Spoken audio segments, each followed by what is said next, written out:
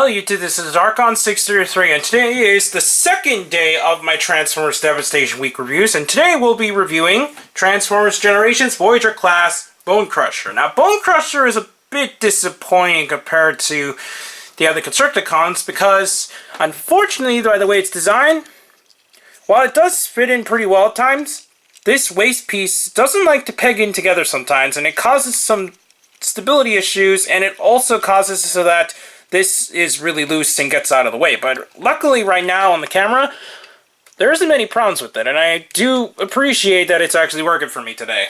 But anyways, we'll go on to the rest of the articulation points. His head does swivel, and it has that same double swivel joint, which I still don't quite know how it works, because it's still hard to see from there.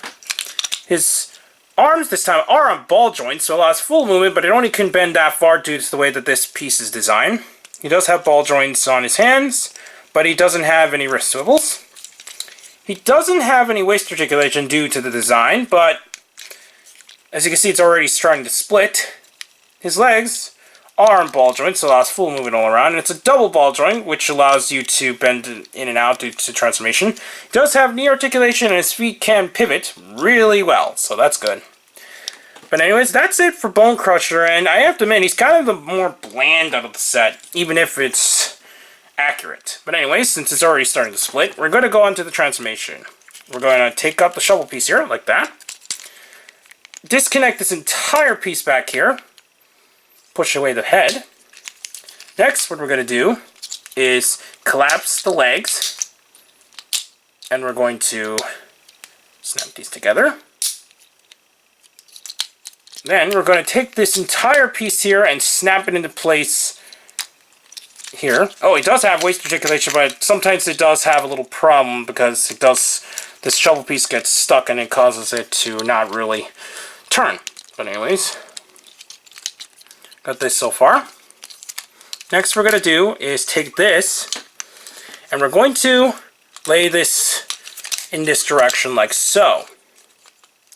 Then make sure that this is together, like this. And then these will fold in on both sides. So now it forms the main component here. And you're going to fiddle around with it a bit so that this gets into place. Like so. You're going to collapse this entire body here. If it can work for me. So there. Now you got it like that. Next what you're going to do is take these and plug it into these purple pegs on the side here. So you're looking like this. And it's actually going to peg it again somewhere around here, but it's hard to see on both sides here and peg it in. So this is easier to peg in the front and first though. So we're going to quickly do that to get together. And then plug it into the back pieces here. So now we got him fully in his vehicle mode once we close the canopy piece here. So there we have Bonecrusher in his vehicle mode. Now I really like the design of the bulldozer we have here. This piece is articulated so you can bend it down, up and down like this, or if you like it more traditional way, it's like that. And unfortunately he doesn't have real treads, so it's just green plastic, which they didn't paint. If I remember correctly, the Takara one did at least paint the treads some gray or something. I forgot what color it was, but other than that, the vehicle mode on the Hasbro one is rather bland. Even for the G1 design standard, this is by far one of the blandest vehicle modes in a while, just because there's not much paint to it, even though there is quite a lot of molding all around. As you can see, the the treads are all designed there. You got all this molding here and all that, just not painted. So it kind of hurts the figure's overall impression. But other than that, it does work really well for Bonecrusher, and I really enjoy it. Anyways, to transform it, you're going to pull this out, unpeg these, unpeg the treads, pull it upward, Then you're going to unpeg these and then snap them together down there. It does get stuck at times. If it can please work for me. To fiddle with it just to get into place.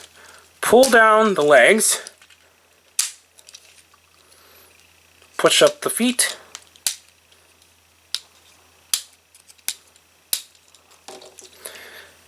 It does have another ball joint there, which I actually forgot to mention. Then we're going to push this down. Turn these around. And make sure that the body piece looks like that.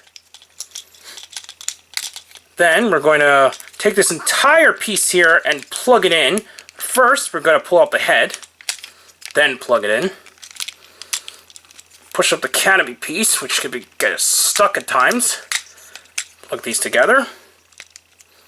Pull up this piece by pushing this downward, then pushing it in. There you have Bonecrusher back in his robo mode if this piece would actually snap in place. Okay, so overall I still think Bonecrusher is a bit disappointing because this piece doesn't like to stay together.